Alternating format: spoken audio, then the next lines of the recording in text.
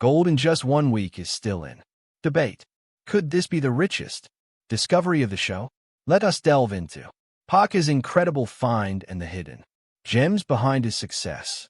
Gold mining is still going strong today, even though many folks might think it was something that only happened back in the 1800s. This interest in gold mining is clearly highlighted by the hit Discovery Channel show Gold Rush. The show mainly takes place in Dawson City, Yukon, Canada, but it also gives us a glimpse into various gold mining activities all over the area. Over the seasons, the show has been a roller coaster of successes and setbacks, and viewers have watched characters like Parker Schnabel try to hit it big from the very beginning. Parker has been a part of Gold Rush since it first aired back in 2010. Even though he was only in a few episodes in that first season, he quickly captured the hearts of many viewers. Despite being one of the younger miners, he's really serious about his mining work. Even so, despite being well-known and sometimes a bit quick to anger, many people still don't know much about his personal life. Parker describes his upbringing as that of a pretty typical Alaskan kid with a lot of time spent outdoors, especially hunting. We hardly ever needed to buy meat for about 5 years because of all the hunting. I was really proud of that, he has said. According to the Times, there was a significant shift in his interests during his teen years. For Parker, it wasn't about hunting deer, bears, and moose anymore. He had discovered something far more exciting: gold. On Gold Rush, Parker is known as a connoisseur of dirt, and he earns about $20 million a year, making him more successful than many others in the field. Is also the star of Discovery's most-watched show. His start in reality TV and mining began at a young age. At just 15, while he was helping run the Big Nugget Mine, a small operation started by his very old grandfather, a TV crew came to scout him. They started filming him and just couldn't stop. As a teenager, discovering wealth in ways most teens discover: parties and fun times, he was naturally engaging. The gold mining business is tough, as noted by Maxim, but Parker seems to have an unusual level of wisdom and determination for someone his age, often saying his late grandfather inspired him. He outgrew Big Nugget and by 19 had moved on to bigger mining ventures in the vast untamed lands of the Canadian Klondike. More than a century after the initial gold rush, many who try to make it big in the Klondike still don't succeed. Despite the inconsistent seasons, Parker says his high earnings come from his approach of investing profits right back into the ground. Despite being a young millionaire, his lifestyle remains modest. I don't have a yacht, luxury cars, or big mansion. What I have is a big costly sandbox. The gold market boom in the 21st century has been a boon for miners, but making money largely depends on logistics, which the Times reports as terrible in the Klondike. To extract just 1 ounce of gold worth about $1,500, you need to process enough soil and use enough trucks to fill about half of an Olympic-sized swimming pool. The mining season is short in this northern territory, and Parker alone spends about $2 million on fuel. He emphasizes that making smart choices daily is key to financial success, but a few bad decisions can completely wreck you. Parker isn't really drawn to the gold itself. He says that it's just what he sells to continue mining. He mines to get gold, which then helps fund more mining. Entrepreneur points out that, unlike many of his peers, Parker has successfully branched out into other areas, especially with his work on TV. During the mining off-season, he's managed to produce several adventurous Gold Rush spin-offs. Recently, he took his mining adventures from cold north down to the challenging jungles of Guyana. Now 25, Parker reflects on his unusual career. noting, "I've spent a lot of time with people older than me, rather than with my peers. I was trying to run a business with a bunch of old guys who didn't like being told what to do." As for what's next, his considering more TV projects, new mining ventures, maybe starting a cannabis farm, or jokingly, maybe I'll just flip burgers. As Parker Schnabel digs for gold, the challenges are as big as the rewards. Parker Schnabel has made quite a name for himself in gold mining, a fact well known to fans of the Gold Rush series. This success has translated into a substantial fortune, particularly remarkable since he's still in his 20s. As of 2020, estimates suggest that Parker's net worth is around $10 million. While some might see that kind of money as a ticket to an easy life, Parker chooses to reinvest much of it back into his mining operations. He often updates and buys new equipment to make sure his operations are top-notch. It's important to remember that Parker's impressive earnings are not just for him. The profits from the gold his team mines each season also help to support a large crew, providing them with good wages, even though the exact amounts they earn aren't publicly shared. Gold Rush started when Parker was still quite young, and initially, the show focused more on his grandfather, John Schnabel, who owned and ran the Big Nugget mine in Porcupine Creek, Alaska. After the second season, John stepped away from the show, handing over the leadership to Parker. This transition made Parker a more central figure in the show's stories. Unfortunately, John passed away in 2016 at the age of 96. His passing marked the end of an era as he had been an active miner until just 2 years prior. Parker was deeply appreciative of his grandfather's legacy and publicly acknowledged the positive impact John had on his life and the show. John Schnabel. Success in mining meant that Parker grew up in a financially stable environment. From his birth in 1994, there was a college fund in his name, ensuring that he could have pursued higher education without worrying about the costs. However, Parker decided against college when he inherited the family business. Instead, he invested his college fund into starting his own mining venture. Parker chose the life of a miner over that of a college student seeking to uncover not only gold, but also a fulfilling new lifestyle in the wilds of Alaska. This decision proved fruitful. Early on, in the second season of Gold Rush, Parker and his crew managed to find 34 ounces of gold, which was worth around $55,000 at the time. This significant find changed Parker's life, reaffirming his commitment to continue mining and participating in the show. During a Facebook Live Q&A session in 2017, Parker engaged with his fans, discussing various aspects of his life and career.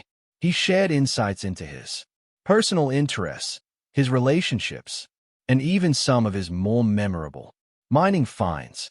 One particular story he shared was about the largest gold nugget he had discovered, which weighed about a quarter of an ounce and was valued between $400 and $500.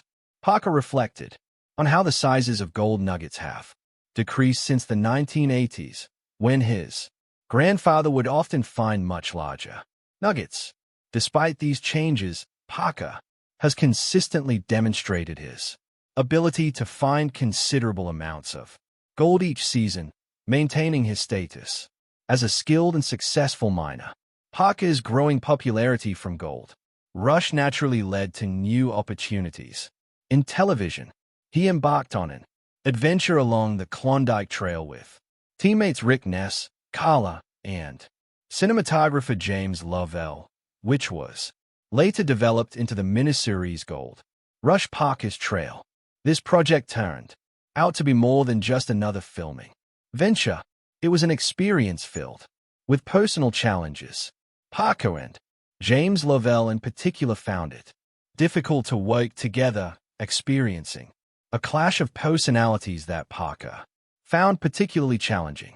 This conflict, while briefly mentioned on the show, underscored the difficulties of capturing such personal tensions on camera. Parker's admission that he found some of James' behaviors troublesome highlights the complexities of relationships in high-pressure environments like gold mining and reality TV filming. Parker Schnabel's path is about more than just finding gold. It's about personal growth and learning from life's challenges. Parker Schnabel has a lot of fond memories from his years spent hunting for gold, having been on Gold Rush for 11 seasons, and a few other related shows. During a Facebook Live Q&A, when asked about his favorite memory, he spoke warmly about learning from his grandfather, John. From the start, it was clear that Parker and his grandfather had a special bond. Nowadays, Parker values this relationship even more because his found it tough to keep up with old friends. He shared that many of his old pals have moved on and is so busy with work that he hardly has time for catching up. His grandfather would no doubt be proud of everything he's managed to accomplish with all the time he spends at work. Ashley Yule joining the cast in the 8th season of Gold Rush was a major highlight. After meeting Parker in 2016, Ashley quickly jumped into the world of reality TV. Alongside him, she showed up several times during the show, but wasn't there when Season 9 rolled around. In an episode from 2018 called Win Big or Die Trying, Parker talked about their breakup and took most of the responsibility for it. He said that even though they had a successful mining season, he didn't make enough time for their relationship. He acknowledged that Ashley deserved better because she really enjoyed her time on the show. It was unfortunate they couldn't make things work. Secrets of resilience that leave scientists stunned and spark a question in all of us. What are we truly capable of?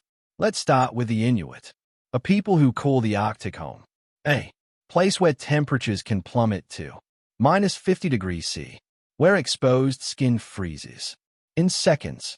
Imagine stepping outside and instantly feeling the burn of cold air slicing against your cheeks, your eyelashes icing over, your breath crystallizing midday, your fingers numb within minutes, your body shivering against the icy grip of nature.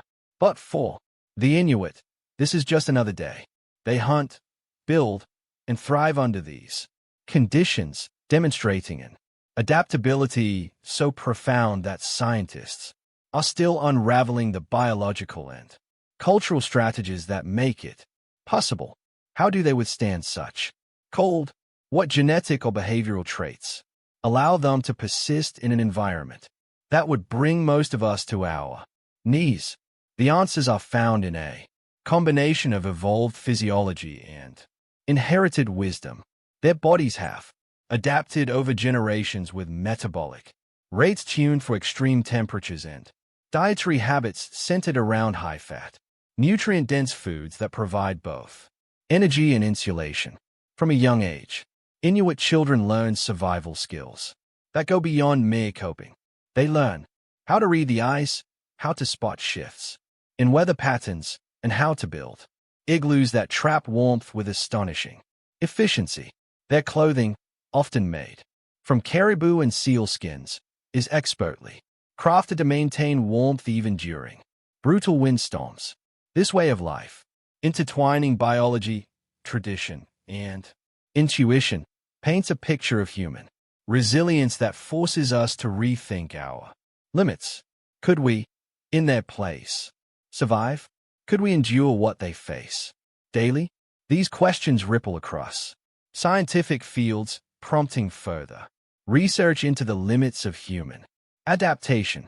And while the Inuit stand as a testament to enduring the coldest of worlds, they are not alone in defying nature's extremes. Across the globe, from the scorching deserts to the high-altitude peaks of the Andes, other cultures too exhibit remarkable resilience. Yet, the Arctic presents perhaps the most unforgiving test of all.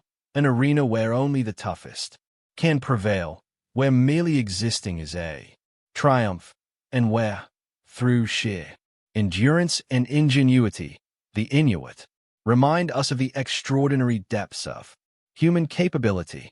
Scientists studying Inuit genetics have discovered unique adaptations in genes related to fat, metabolism, and energy regulation. Unlike many other populations, the Inuit are able to derive and use energy from omega-3 rich diets without developing the cardiovascular issues often associated with high-fat intake. This adaptation isn't just about survival. It's about thriving in a place where the sun disappears for months, where vitamin D must be gathered not from rays of light, but from the organs of marine animals. It's a lifestyle so intertwined with the Arctic environment that any disruption, be it climate change or modernization, threatens a delicate balance preserved through centuries. Their cultural knowledge passed down orally through storytelling, songs, and rituals acts as a living library of survival techniques. Navigation by stars, reading snowdrift patterns, listening to the way ice cracks. These are not just curiosities. They are vital, life-saving skills. And these techniques, developed long before satellite weather forecasts or modern insulation, showcase a harmony with nature that many modern societies have lost. In embracing hardship, in adapting to an environment so unwelcoming, the Inuit embody a human truth that resilience is not born